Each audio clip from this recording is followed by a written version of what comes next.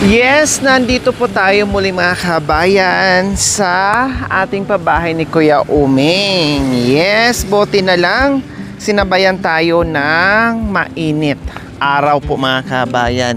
Yes, hindi baling pagpawisan tayo, mainitan tayo kapag meron tayong ginagawang pabahay po mga kabayan para hindi po masyadong madelay yung ating ginagawa. At the same time po mga kabayan, hindi po mahirapan yung ating mga karpentero at pati tayo mga kabayan. Kaya ngayon, maaraw, mainit, kaya silipin po natin muli yung bahay kubo ni Tatay Uming. Tara po mga kababayan.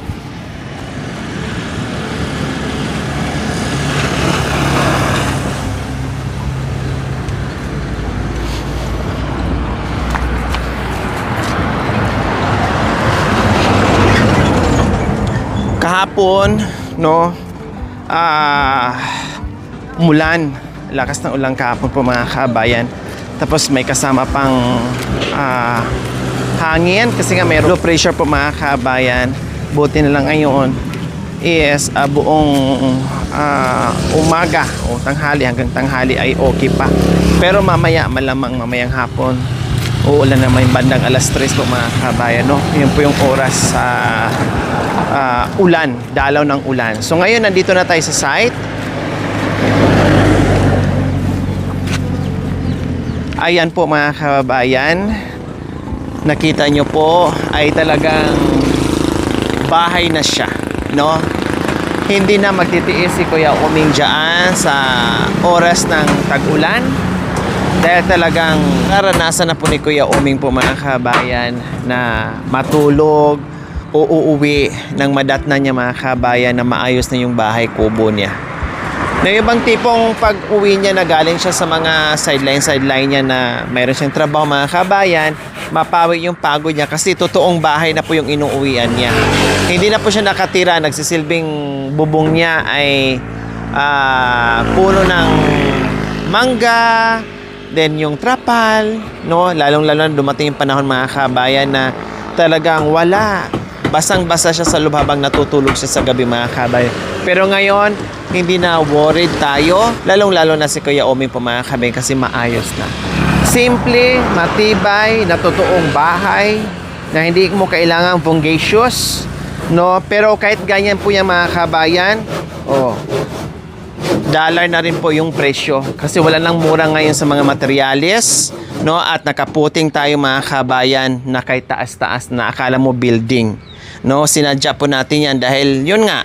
So katulad niya mga kabayan, umulan halos 3 days, no? Dahil sa low pressure, pero dumungaw lang yung tubig dito sa ilalim, no?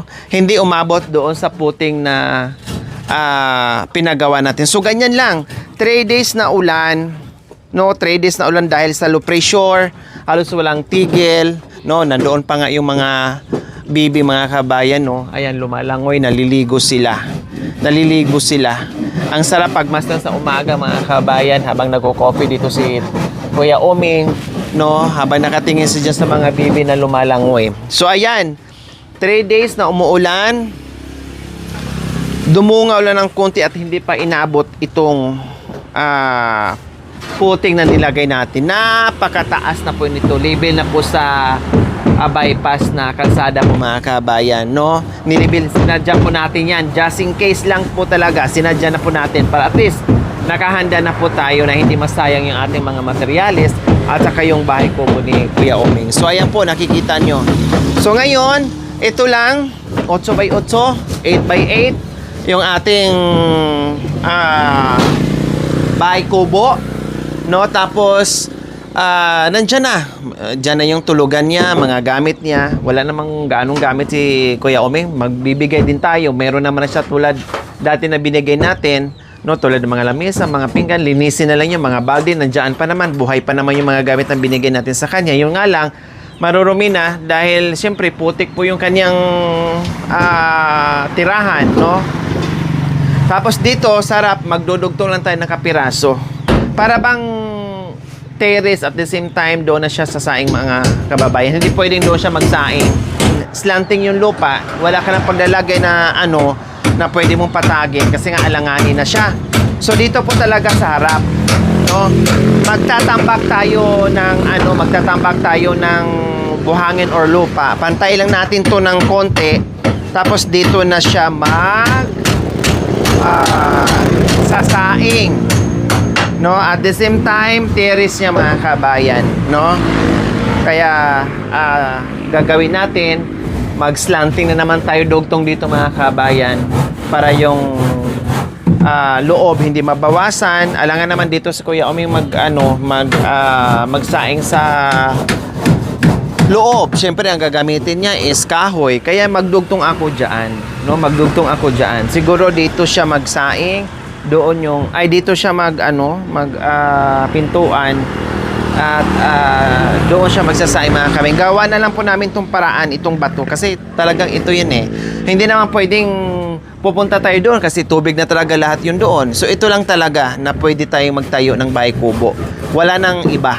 Ito lang talaga, hindi na pwedeng bakit wala doon sa kabila, bakit hindi dito sa kabila. Ito lang po talaga yung pwede natin tayuan ng bahay kubo ni Kuya Oming, wala nang iba. Kasi higit sa lahat, magpasalamat na lang po tayo na merong Tatay Glenn and Nanay Yolanda na nagbigay or nagpahiram para tayuan ng bahay kubo ni Kuya Oming. Dahil kung wala, nandoon manatili si Kuya Oming doon kasi wala na tayong mahanap na pwede nating pagtayuan para kay Kuya Oming. So ganun po mga kabayan, no? Ang mangyayari po dito is patagi natin at dito sa likod po mga kabayan, hindi na rin natin pwedeng magalaw yan. Kasi sabi ko nga, yung pagdating natin dito, nilagyan na to ng sukat kung saan tayo pwedeng magtayo. Siyempre, alam ng may-ari, siya ang magturo sa atin kung saan tayo pwedeng maglagay. No? Kaya ang ginawa ay sinukatan. So, sinundan na lang po natin yung kanyang nilagay na boundaries kung saan na dyan lang po talaga pwedeng magtayo. Kaya maraming salamat po muli sa ating sponsor dito sa lupa na matirikan po mga kabayan ng bahay kubo ni Kuya Oming. So, syempre nandito, ayan, naumpisahan na po mga kabayan. Nakasako-sakong buhangin. Ayan. Kasi slanting nga po yung lupa, kailangan habulin para hindi pa ganyan, no? So ito, kulang pa, no? Kulang pa to siguro ng mga ilang patong Kuya, isa na lang. So kulang na lang po ng isa para mapantay yung lupa, dalhin dito yung mga buhangin or lupa para hindi slanting yung harapan ni Kuya Oming. Kaya nakita nyo po may sako-sako dito. Ayan po, may sako-sako dito. Okay, so ayan na. Pasok tayo.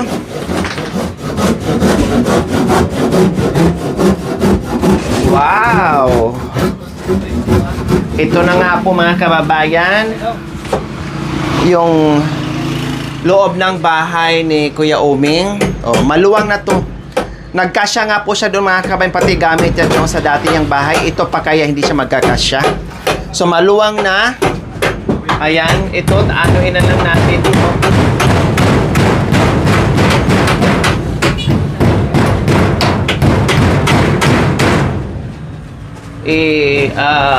Tawag dito, balok natin.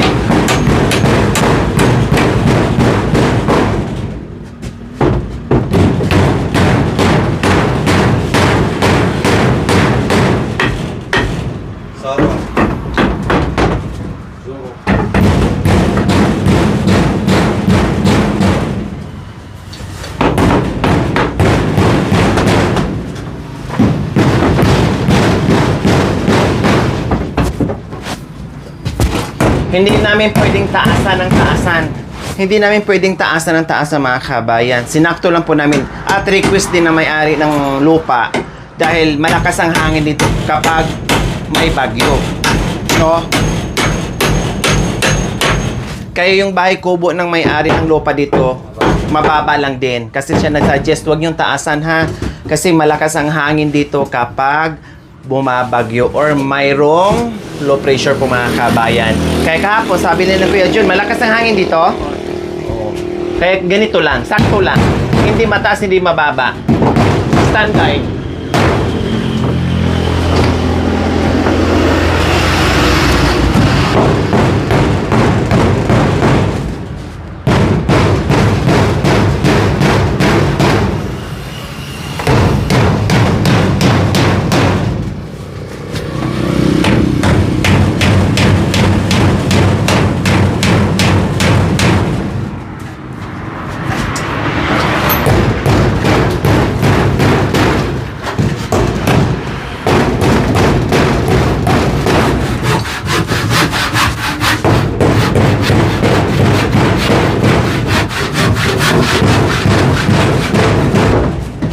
Ayan, so ngayon ang ginagawa nila is itong pintuan, matatapos ng mga kabayan, no?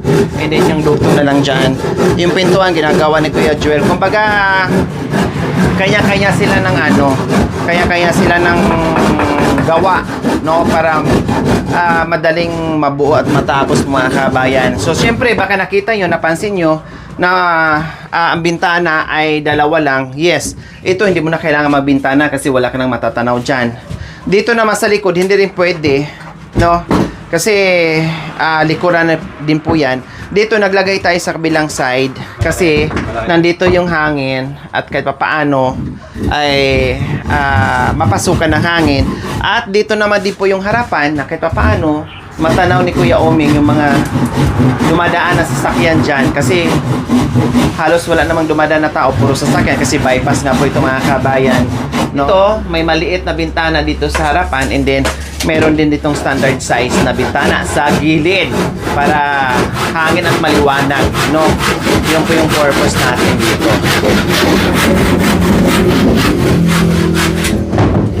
So yan, gamit na gamit yung paa, yung kamay ni Kuya Joel kasi walang ibang hahawa kaya ang dalawang kamay nakalagari, kahawak sa lalagari, yung dalawang paa naman ginagamit din para hindi gumigibang yung lalagari niya. So ganyan, napaka-talented paa at kamay mga kabayan gumagawa, kumikilos. No? Yung ano na lang, yung dila na lang talaga ang nakalimutan ng sapatos. Minsan po nagagamit din po. Nagagamit din. Ayun pala. Pati pala bibig. Nagagamit din sa pako. Pero, Kuya Joel, huwag ha. Kasi may kalawang. Baka mamaya, yung kalawang, magkasakit kayo. Delikado, huwag. Hindi naman po lulunukin. Oo. Kahit na hindi lunukin. Kasi mamaya, mapunta doon sa laway mo or mapunta doon sa dila mo. No? Malunok mo, hindi makalimutan mo dahil busy ka na sa ginagawa mo, makalimutan mo, magkasakit kayo. Ang tibay nito mga kabay, nakakatuwa. Ayan, no? Hindi mo na mauga-uga. Hindi mo na mauga-uga. Kaya Diyos ko, happy tayong lahat sa mga sponsors natin, sa mga kabayan natin. Maraming salamat po. Ang gagawin dito, ganyan po mga kabayan, no? Ang gagawin dito, konting terrace at lutuan. Yun lang naman ang importante doon kay Kuya Oming. So, ganyan. Parang ganyan lang siya. Ganyan lang. No? Para kahit papaano ay hindi mabasa, hindi maanggihan, no? At lalaki siya at hindi na makuha yung space dito sa loob po mga kabayan. At ito, hindi na tayo pwede maglagay ng CR po mga kabayan kasi saan tayo maghuhukay? Simento to. Itong tinayuan sa ilalim nito, simento kasi nga bypass ito. No, kaya nakaslanting yung lupa. Simento to mga kabayan. No, hindi naman pwede doon sa likod kasi tubig na po 'yan. Anong gagawin mo? No, hindi na rin tayo pwede doon lumagpas pa kasi hindi na sa atin 'yon. No, ang pwede diyan sa tubig, pwedeng maligo. Dati diyan naliligo si Kuya Oming karugtong 'yan. No, naglalaba, naligo. Yan ang diyan siya. May mga tilapay, may mga isda diyan. Malalaki ba, Kuya? Sa sunod pala tayo ng wala tayong pingwit ni. Mamingwit sana tayo mga kabayan kasi may mga tilapia diyan lumalabas, no? Yung ibang tao diyan net, may dalang net, no?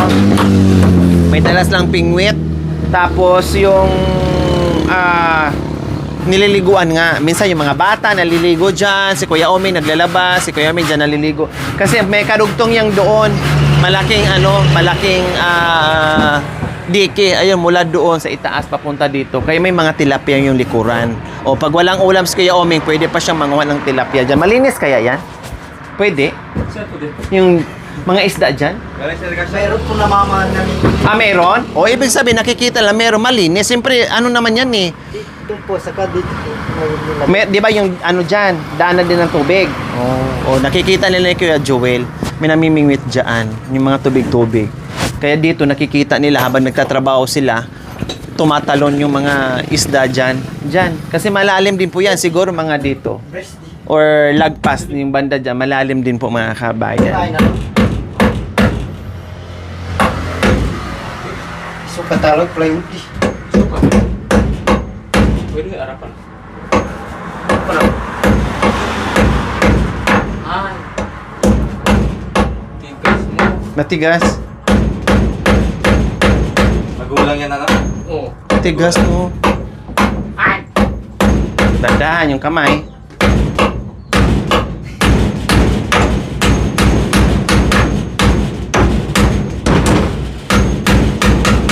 Sana all matigas. May malambot, may matigas. Pero gusto ko matigas. Pag matanda Bakit iba na lamang inisip mo? Matibay pag matigas. Ah, hindi. Di ba? Kasi kung malambot, mabali agad. Mapakli ka agad. Mapakli ate. Ha? Mapakli. Ano ko sa'yo? Oo, Lagyan po ng isang 2x4 po dito sa baba. Oh, kaya pala hindi mo na mauga-uga kasi tinibayan niya pala yung ilalim. Ay. Oh. May habi ko eh. O di ba? O, yan ang sinasabi ko sa'yo. Ang matigas, maganda gamitin. Kasi hindi siya napapakli. Di ba? Pag malambot, wala. Putol ang mga ano natin. Pagtulog mo, nandun. Oo, nandoon ka na. Kaya, ikaw naman. Sabi ko lang masarap ang matigas. O ngayon, naintindihan mo na. Anong mas masarap, matigas o malambot? Matigas. Oo. Ikaw talaga. Iba-iba na may inisip mo. Alam mo natin, namamaga na eh. Kaya pala, namamagana naman. Hilo. Yung pitching natin nandyan. Hilo. Magdala kami mamaya. Yung pitching natin. Wala At hilo? saka, Wala. nakalimutan. Mamaya na lang. Magdala kami mamaya ng tubig, yelo at saka pagkain nyo para hindi na kayo mapagod. Kasi po mga kabayan, kagandahan dito kay Kuya Uming is malapit lang sa amin, no? Kaya pwede namin silang hatiran ng pagkain, daladalawin, no? Bisitahin. O, di ba? Ito yung ano, mas maganda pag ganito magpagawa ka ng bahay na patag na wala ka sa ano, nasabayan ka lang, na wala ka sa bundok. Accessible. No, lahat very accessible po mga kabayan. Bakit kuya? Bakit may dugo? Naisipan. Na ano nangyari? Lagari. Wala sa mga matalit. Wala na hawak ko eh. Tapos, No nakaraan po mga kababayan, nalagari niya yung daliri niya. Ngayon nalagari na naman. No, talagang disgrasya. Sabihin na natin sanay sila sa ganito mga kabayan. Pero talagang may disgrasya, lalo na pag nagmamadali. Dahan-dahan Dala ko ng bitadain mamaya. O mamayang gabi na lang. Mamayang gabi na lang. Maliit lang. Ay, Diyos ko, nabalatan ng ano mga kabayan. Kung saan yung ano, kung saan yung napukpok, doon din nalagari. Ibig sabihin, kuya, sabi niya, para matanggal yung itong umitim, sabi siguro, tanggalin natin yung umitim, lagariin natin. Para wala Kaya ng itim. yan, para wala ng itim, wala na makukuha. Ganyan talaga Ay, yung ginagawa ng apo. bahay. Sa bagay, ang lagaron ni Diretso. Hindi natin maiwasan Manipis. yun. hindi talaga may iwasan mga kabayan. Kahit sa lupain nila magtatanim, hindi rin pwedeng hindi sila masugatan. Di ba dati, Kuya John, nasugatan ka? O ano nangyari pala? Malindi. Ha? Nasugat ang tao. Nasugatan, nahiwa talaga, di ba? O, kasi mga kabayan, ang ginawa ni Kuya Joel, nagbakay ng puso ng saging. O, pagbuhat yung mga kabayan, yung mga itak nila, di ba? Ang tatala sa mga itak nila, nakasukbit dito. Hindi niya napansin yung itak, nakaharap sa binti niya mga kabayan. Nahiwa talaga daw. Pati yung pantalon nyo, Kuya Joel, pati pantalon niya mga kabayan, talagang nahiwa yung balat niyang ganyan. Ang laki daw ng sugat niya. Kasi syempre, pag ganyan na, pagbakay niya, isinampa pa niya dito sa tuhod niya, hindi niya alam na nandoon yung itak. Bumaon yung itak sa hita niya. Kaya delikado. Kahit saan mga kabayan, pag disgrasya po talaga. So ito, binubuo na lang nila yung Hindi na halapas. Kabit na, bisagra tamo ay. wala pa? O sige, mamaya. Taray, kabit na. Basta sukatin mo na lang. Mamaya sukatin mo na lang muna. Tapos ang bisagra, bibilhin namin, ha? So katulad nyo dito mga kabayan, dudungaw dito sa bintana sa Kuya Uming, o makikita nyo yung mga tilapia dyan na lalanguyan, mga ibang isda na nagtatalbugan, mga ayun oh, may bibi mga kabayan oh. Want to sawa silang maligo dyan, mamingwit dyan, kasi meron palang mga taong namimingwit dyan mga kabayan. Kaya maganda, sabi ko, lagyan ng ano dyan para kita paano pag walang trabaho si Kuya Oming ay malibang siya at matutuwa siya sa kanyang palibot po mga kabayan. So ganyan kasimple, ganyan ka ganda ngayon ang tirahan ni Kuya Oming po mga kababayan. Meron kasing mini tulay dyan mga kabayan oh, na dinadaanan ng tubig sa ilalim. Kasi bypass po yan para tumawid doon sa kabilang palayan. Kasi palayan ang nakapalibot dito sa bahay ni Kuya Oming, palayan. So ito, boundaries, tapos parang mayroong ano dyan, tunnel papunta doon para yung tubig pupunta doon sa kabila at tatawid. Kaya daanan talaga ng tubig. So ayan, sinusukat na ni Kuya Joel po mga kabayan yung plywood para sa pintuan.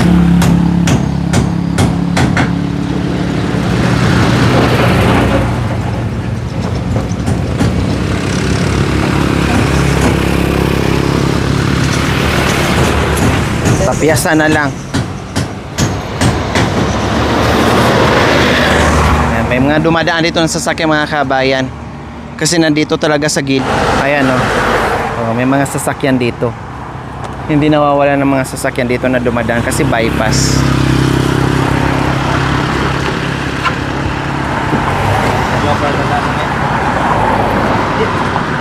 Kaya ako, bakit?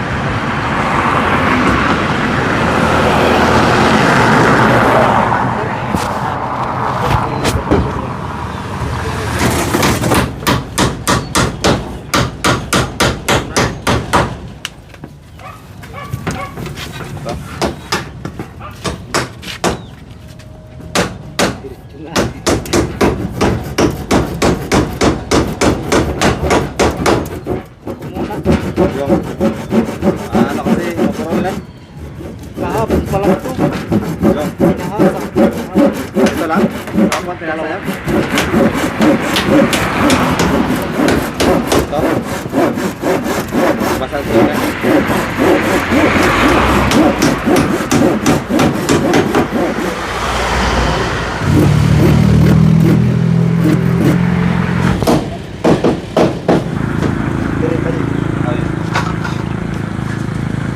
Ako po dyan.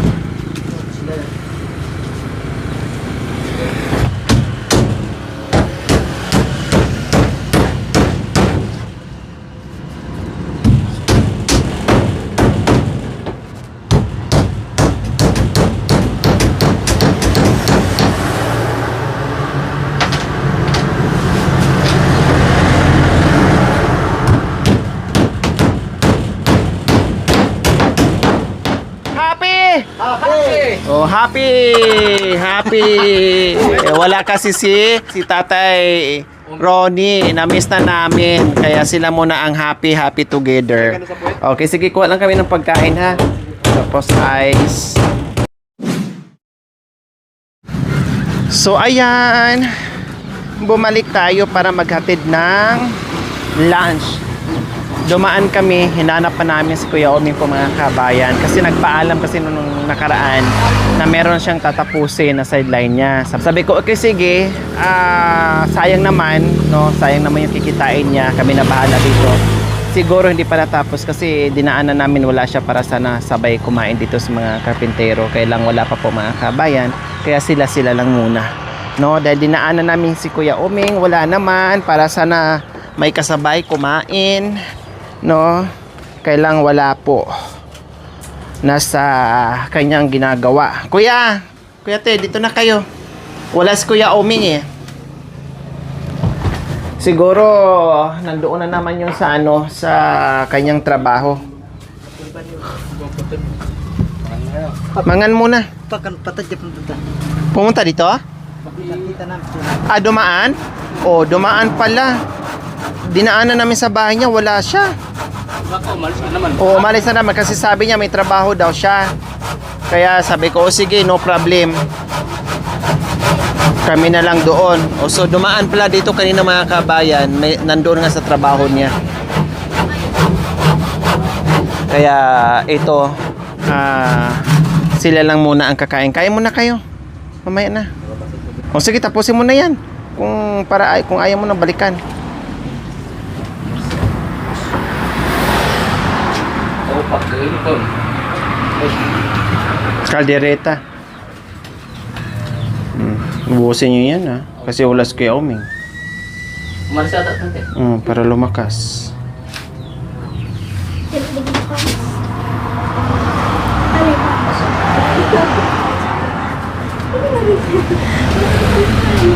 Pag-ulot mo. Ano tayo?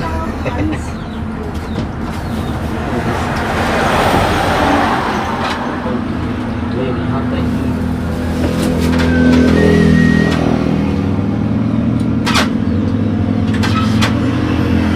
Kalderetang ano.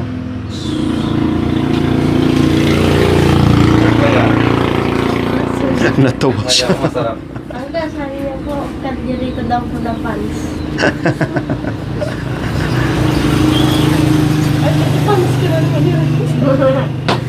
Pants. Dito na sila lumaki. Nagtanong kasi yung mga bata, mga kabayan, kaya dito sila nakaano.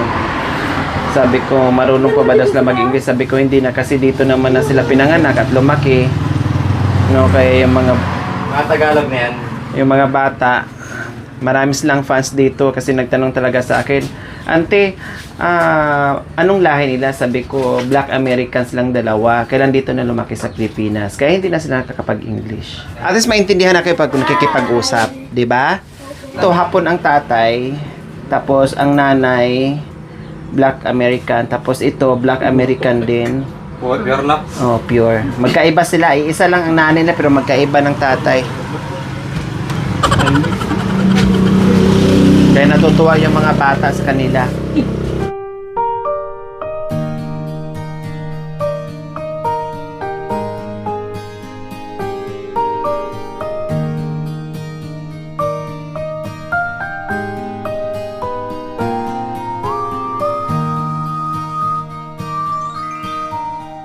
Thank you for watching. Don't forget to like, share, and subscribe.